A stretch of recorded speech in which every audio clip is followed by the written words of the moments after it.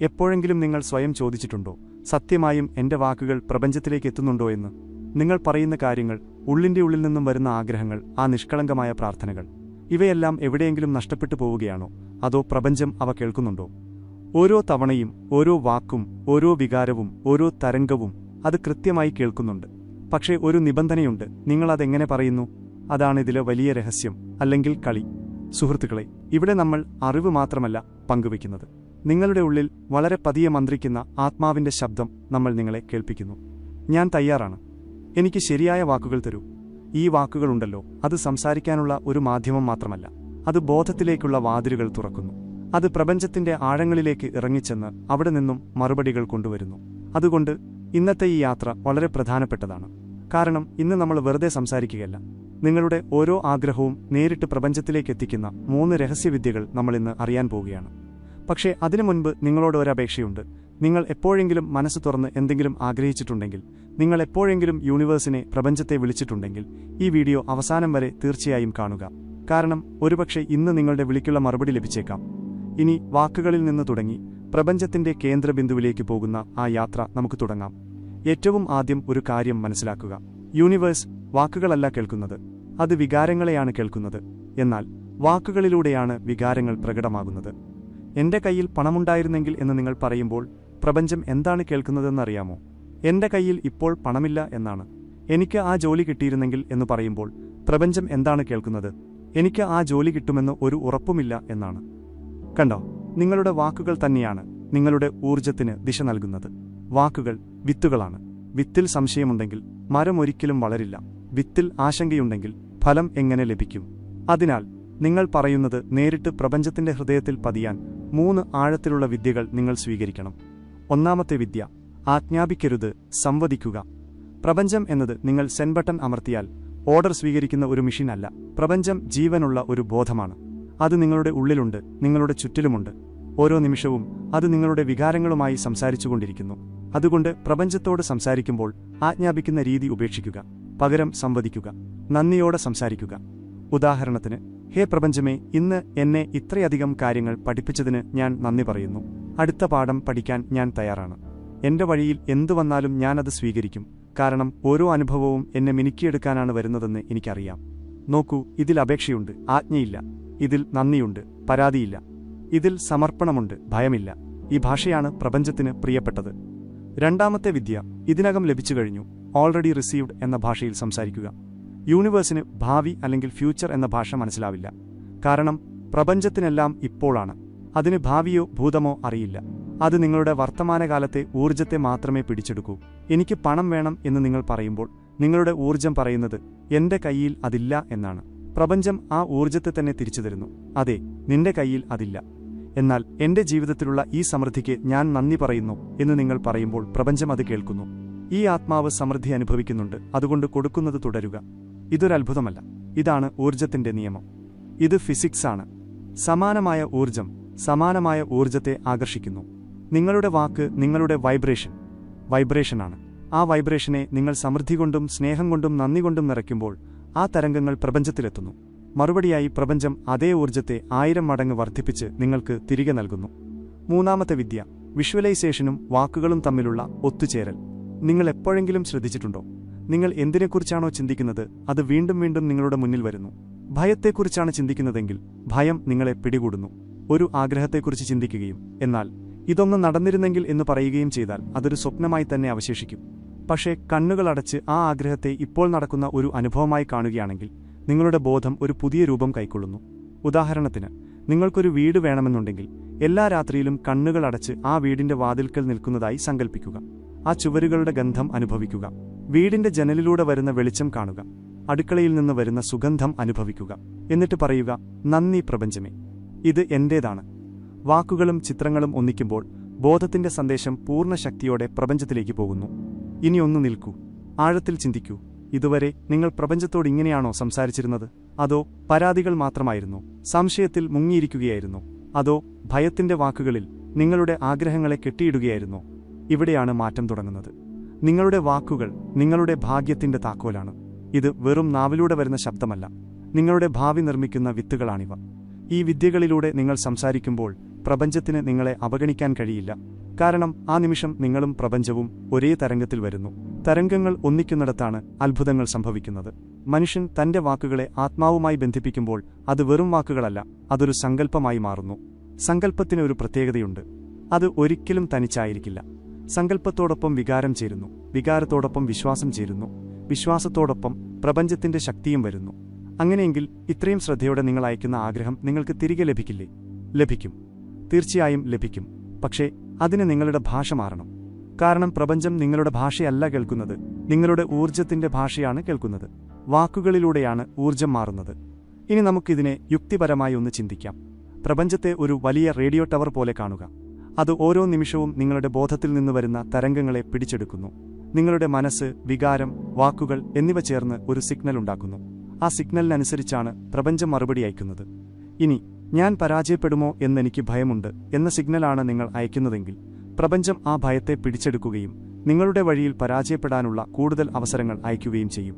എന്നാൽ ഞാൻ എന്തു വന്നാലും മുന്നോട്ടു പോകും, കാരണം ഞാൻ ഈശ്വരന്റെ സന്തതിയാണ്, എന്നുള്ളിൽ അനന്തമായ ശക്തിയുണ്ട് എന്ന സിഗ്നലാണ് നിങ്ങൾ അയക്കുന്നതെങ്കിൽ പ്രപഞ്ചം പറയും, ശരി, ഇയാൾക്ക് വഴികാട്ടാം. വാക്കുകൾ മാറ്റൂ, ഊർജ്ജം മാറും. ഊർജ്ജം മാറ്റൂ, ദിശ മാറും. ദിശ മാറ്റൂ, ജീവിതം തന്നെ മാറിമറിയും. ഇവിടെ മറ്റൊരു രഹസ്യം കൂടിയുണ്ട്. ചിലർ കഠിനാധ്വാനം ചെയ്യാതെ തന്നെ ആഗ്രഹങ്ങൾ നേടിയെടുക്കുന്നത് നിങ്ങൾ കണ്ടിട്ടില്ലേ? എന്നാൽ മറ്റു ചിലർ രാപ്പകൽ കഷ്ടപ്പെട്ടാലും ജീവിതം അവിടെ തന്നെ നിൽക്കുന്നു. എന്തുകൊണ്ട്? കാരണം ആദ്യത്തെ കൂട്ടർക്ക് തങ്ങളുടെ വാക്കുകളെ ഊർജ്ജമാക്കി മാറ്റാൻ അറിയാം. ഒരു ആത്മാർത്ഥ സുഹൃത്തിനോട് സംസാരിക്കുന്നത് പോലെ അവർ പ്രപഞ്ചത്തോട് സംസാരിക്കുന്നു. സത്യസന്ധമായി, ബഹുമാനത്തോടെ, സ്നേഹത്തോടെ. നിങ്ങൾ പ്രപഞ്ചത്തോട് സംസാരിക്കുമ്പോൾ വെറും വായ കൊണ്ടല്ല, ഹൃദയം കൊണ്ട് സംസാരിക്കുക. ഒരു കുട്ടി അമ്മയോട് ചോദിക്കുന്നത് പോലെ. അമ്മ നിരസിക്കില്ലെന്ന് ആ കുട്ടിക്കറിയാം, കാരണം അമ്മയ്ക്ക് അവന്റെ യഥാർത്ഥ ആവശ്യം മനസ്സിലാകും. അതുപോലൊരു ബന്ധമാണ് നിങ്ങൾക്കും പ്രപഞ്ചത്തിനുമിടയിലുള്ളത്. അത് നിങ്ങളുടെ ആവശ്യം മനസ്സിലാക്കുന്നു. പക്ഷേ നിങ്ങൾ കുഴഞ്ഞുമറിഞ്ഞ ഭാഷയിൽ ചോദിച്ചാൽ പ്രപഞ്ചവും കുഴങ്ങിപ്പോകും. ഇനി മറഞ്ഞിരിക്കുന്ന ഒരു ശക്തിയെക്കുറിച്ച് അറിയുക. വാക്കുകളുടെ കമ്പനം അഥവാ വൈബ്രേഷൻ. ഓരോ വാക്കിനും ഒരു ഫ്രീക്വൻസിയുണ്ട്. ഉദാഹരണത്തിന്, നന്ദി എന്ന വാക്കിന് വളരെ ഉയർന്ന ഫ്രീക്വൻസിയാണുള്ളത്. നിങ്ങൾ ഹൃദയത്തിൽ തട്ടി നന്ദി പറയുമ്പോൾ നിങ്ങളുടെ ചുറ്റും പ്രകാശത്തിന്റെ ഒരു വലയം അത് സൃഷ്ടിക്കുന്നു. എന്നാൽ എനിക്കെപ്പോഴും മോശമേ സംഭവിക്കൂ എന്ന് പറയുമ്പോൾ ഈ വാക്കുകൾ താഴ്ന്ന ഊർജ്ജത്തെ ക്ഷണിക്കുന്നു. പ്രപഞ്ചം അത് സ്വീകരിച്ച് തിരികെ അതേ സാഹചര്യങ്ങൾ കൊണ്ടുവരുന്നു. അതുകൊണ്ട് ഓരോ ദിവസവും നിങ്ങളുടെ വാക്കുകളെ പരിശോധിക്കുക. ഉണരുമ്പോൾ നിങ്ങൾ പരാതിയാണോ പറയുന്നത്, അതോ നന്ദിയാണോ? രാത്രി ഉറങ്ങുമ്പോൾ ഭയത്തോടെയാണോ ചിന്തിക്കുന്നത്, അതോ ഈശ്വരനിലുള്ള വിശ്വാസത്തോടെയാണോ? ഈ ചെറിയ വാക്കുകളാണ് നിങ്ങളുടെ വിധിയുടെ തിരക്കഥ എഴുതുന്നത്. ഇനി വളരെ ശക്തിയുള്ള ഒരു പരിശീലനം പറഞ്ഞുതരാം. ഇത് നിങ്ങൾക്ക് രാവിലെയും രാത്രിയും ചെയ്യാവുന്നതാണ്. ഇതിനെ വാക്യസങ്കല്പധ്യാനം, അഫർമേറ്റീവ് വേർഡ് മെഡിറ്റേഷൻ എന്ന് പറയുന്നു. കണ്ണുകൾ അടച്ച് ശാന്തമായി ശ്വാസമെടുത്ത് മെല്ലെ പറയുക, ഞാൻ പ്രപഞ്ചവുമായി ബന്ധപ്പെട്ടിരിക്കുന്നു. എന്റെ ഓരോ വാക്കും കേൾക്കപ്പെടുന്നു. എന്റെ ഓരോ വികാരവും ബഹുമാനിക്കപ്പെടുന്നു. ഞാൻ ആഗ്രഹിക്കുന്നത് എനിക്ക് ലഭിക്കുന്നു. പ്രപഞ്ചം എന്റെ കൂടെയുള്ളതുകൊണ്ട് ഞാൻ നന്ദിയുള്ളവനാണ്. ഓരോ തവണയും ഹൃദയത്തിൽ തട്ടി ഈ വാചകം പറയുമ്പോൾ യൂണിവേഴ്സിന്റെ ഉള്ളിൽ ഒരു ചലനമുണ്ടാകുന്നു. അത് കേൾക്കുന്നു, അത് പ്രതികരിക്കുന്നു. ചിലപ്പോൾ ആളുകളിലൂടെ, ചിലപ്പോൾ സംഭവങ്ങളിലൂടെ, ചിലപ്പോൾ പെട്ടെന്ന് വരുന്ന അവസരങ്ങളിലൂടെ. എന്തായാലും മറുപടി തീർച്ചയായും വരുന്നു. ഇനി നിങ്ങളോട് ആഴത്തിലുള്ള ഒരു കാര്യം പങ്കുവയ്ക്കാൻ ആഗ്രഹിക്കുന്നു. പ്രപഞ്ചം എന്നത് പുറത്തുള്ള ഒന്നല്ല. യൂണിവേഴ്സ് എന്നാൽ ഏതെങ്കിലും നക്ഷത്രക്കൂട്ടമോ ദൂരെയുള്ള ആകാശഗംഗയോ അല്ല. ആ യൂണിവേഴ്സ് നിങ്ങൾ തന്നെയാണ്. നിങ്ങളുടെ ചേതന മനസ്സ്, അവബോധ മനസ്സ്, അതിബോധ മനസ്സ് എന്നിവ ചേർന്നതാണ് ഈ പ്രപഞ്ചം. നിങ്ങൾ യൂണിവേഴ്സിനോട് സംസാരിക്കുമ്പോൾ യഥാർത്ഥത്തിൽ നിങ്ങൾ നിങ്ങളുടെ ഉള്ളിലെ ഈശ്വരനോട് തന്നെയാണ് സംസാരിക്കുന്നത്. അതുകൊണ്ട് എന്തു പറഞ്ഞാലും പൂർണ്ണമായ ശ്രദ്ധയോടെയും ബഹുമാനത്തോടെയും പറയുക. എന്റെ കയ്യിൽ ഒന്നുമില്ല എന്ന് പറയരുത്. എല്ലാം എന്നിൽ നിന്നാണ് വരുന്നത്, ഞാൻ അവനാണ് എന്ന് പറയുക. എന്റെ വിധി മോശമാണ് എന്ന് പറയരുത്. ഞാനാണ് എന്റെ വിധിയുടെ നിർമ്മാതാവ് എന്ന് പറയുക. എനിക്ക് ഭയമാണ് എന്ന് പറയരുത്. ഈശ്വരൻ എന്റെ കൂടെയുണ്ട്, ഞാൻ തോൽക്കില്ല എന്ന് പറയുക. ഇതാണ് നിങ്ങളുടെ ആത്മാവിനെ പ്രപഞ്ചവുമായി ബന്ധിപ്പിക്കുന്ന ബ്രഹ്മവാക്യങ്ങൾ. ഇനി കുറച്ചുകൂടി ആഴത്തിലേക്ക് പോകാം. നിങ്ങൾ പറയുന്ന വാക്കുകൾ, നിങ്ങളുടെ ചിന്തകൾ, നിങ്ങളുടെ ഉള്ളിലെ വികാരങ്ങൾ, ഇവ മൂന്നും ചേർന്ന് ഒരു ആന്തരികമായ രൂപരേഖ, ബ്ലൂ പ്രിന്റ് തയ്യാറാക്കുന്നു. ഈ രൂപരേഖയാണ് നിങ്ങളുടെ ജീവിത യാഥാർത്ഥ്യമായി മാറുന്നത്. നിങ്ങളുള്ളിൽ തുടർച്ചയായി എനിക്ക് വിജയിക്കുക എന്നത് ബുദ്ധിമുട്ടാണ് എന്ന് പറഞ്ഞാൽ പ്രപഞ്ചം അതേ ഭൂപടത്തെ, മാപ്പ് പിന്തുടരുന്നു. എന്നാൽ എനിക്ക് വിജയം സ്വാഭാവികമാണ് കാരണം ഞാൻ യോഗ്യനാണ് എന്ന് നിങ്ങൾ വാക്കുകളിലൂടെ പറഞ്ഞാൽ പ്രപഞ്ചം ആ പുതിയ രൂപരേഖ സ്വീകരിച്ച് നിങ്ങൾക്ക് പുതിയ വഴികൾ തുറന്നുതരുന്നു. നിങ്ങൾ ഈ നിമിഷം എവിടെയാണോ ഇരിക്കുന്നത് അവിടെ എത്തിയത് നിങ്ങൾ തന്നെ പറഞ്ഞ വാക്കുകളിലൂടെയാണ്. ഇനി മുന്നോട്ടു പോകണമെങ്കിൽ പുതിയ വാക്കുകൾ തിരഞ്ഞെടുക്കുക. ഉയർന്ന ഊർജ്ജമുള്ള, സ്നേഹവും നന്ദിയും നിറഞ്ഞ സത്യവും ശ്രദ്ധയുമുള്ള വാക്കുകൾ. കാരണം പ്രപഞ്ചം യുക്തി ചോദിക്കില്ല, അത് നിങ്ങളുടെ ഊർജ്ജം മാത്രം കേൾക്കുന്നു. ആ ഊർജ്ജം നിങ്ങളുടെ വാക്കുകളിൽ നിന്നാണ് വരുന്നത്. ഇനി നിങ്ങളുടെ വാക്കുകൾ പ്രപഞ്ചത്തിൽ നേരിട്ടും വ്യക്തമായും എത്തിക്കാൻ കഴിയുന്ന 3 അത്ഭുത വിദ്യകളെക്കുറിച്ച് സംസാരിക്കാം. ഒന്നാമത്തെ വിദ്യ, വികാരങ്ങളുടെ സമന്വയ രീതി, ഇമോഷണൽ അലൈൻമെന്റ് മെത്തഡ്. നിങ്ങൾ പ്രപഞ്ചത്തോട് എന്തു പറയാൻ ആഗ്രഹിക്കുന്നുവോ അതിൽ വികാരങ്ങളുടെ തീയില്ലാതെ അത് പറയരുത്. വികാരമില്ലാത്ത ഏതൊരു പ്രാർത്ഥനയും നിർജീവമാണ്. ഉദാഹരണത്തിന്, ഞാൻ സമ്പന്നനാണ് എന്ന് നിങ്ങൾ പറയുകയും എന്നാൽ ഉള്ളിൽ ഞാൻ എവിടെയാണ്, എന്റെ കയ്യിൽ ഒന്നുമില്ലല്ലോ എന്ന് ചിന്തിക്കുകയും ചെയ്താൽ ഈ വാക്കുകൾ പ്രപഞ്ചത്തിലെത്തുമ്പോഴേക്കും തകർന്നു പോകുന്നു. കാരണം അതിന്റെ വൈകാരിക ഊർജ്ജം നിഷേധാത്മകമായിരുന്നു. അതുകൊണ്ട് ഏതൊരു വാചകം പറയുമ്പോഴും അതിനു മുൻപ് നിങ്ങളുടെ ഉള്ളിൽ ആ വികാരത്തെ ജീവനുള്ളതാക്കുക. അത് നേരത്തെ തന്നെ സത്യമായി കഴിഞ്ഞതുപോലെ നിങ്ങളുടെ ശരീരത്തിൽ അതിന്റെ ഊർജ്ജം അനുഭവിക്കുക. നിങ്ങളുടെ ഹൃദയത്തിൽ അതിന്റെ സത്യത്തെ അനുഭവിക്കുക. എന്നിട്ട് പറയുക, ഞാൻ പൂർണ്ണനാണ്. ഈശ്വര കാരുണ്യത്താൽ ഞാൻ സമൃദ്ധമായ ജീവിതം നയിക്കുന്നു. അപ്പോൾ യൂണിവേഴ്സ് അതൊരു ആജ്ഞയായി സ്വീകരിക്കും, അല്ലാതെ ഒരു സംശയമായല്ല.